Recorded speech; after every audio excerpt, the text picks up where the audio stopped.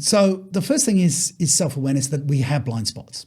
And, my favorite bias is the Dunning-Kruger effect, which is the ignorance of your own ignorance.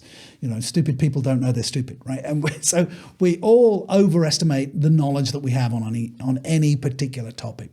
So I think that's the best and first bias to recognize. I'm not as smart as I think I am. And there's a huge amount of humility in that, and go, okay, I have a particular way of seeing things. The best is to have an accountability buddy or a sounding board or a coach and go, hey, I'm looking at it this way. What am I missing? And as you deconstruct a decision, what did I miss in making that decision?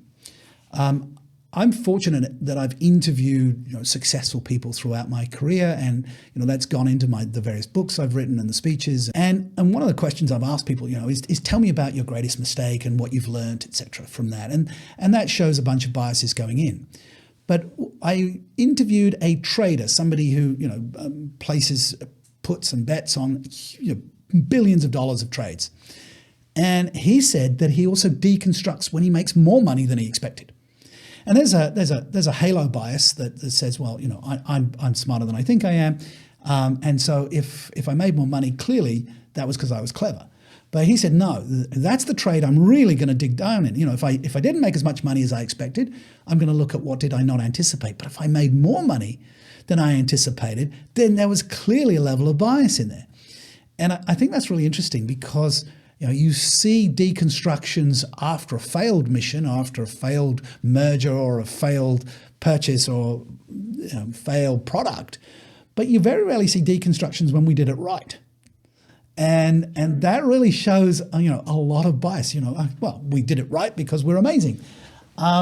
So at the end of a keynote speech, for instance, people will come up to me and say, "Oh, Andrew, that was great. That was wonderful. That was amazing." And I'm like, all of that's wonderful for ego, but I'm interested in getting better. So I would say, okay, well, I'm glad you liked it. What specifically about my speech spoke to you or was useful to you? And then often what they tell me is not what I expected.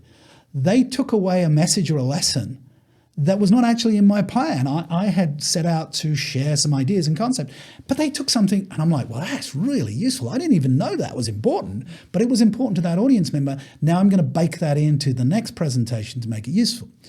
So how do we become aware of our biases? Know we're biased and ask questions, deconstruct what worked, what didn't work, and what was your frame of mind?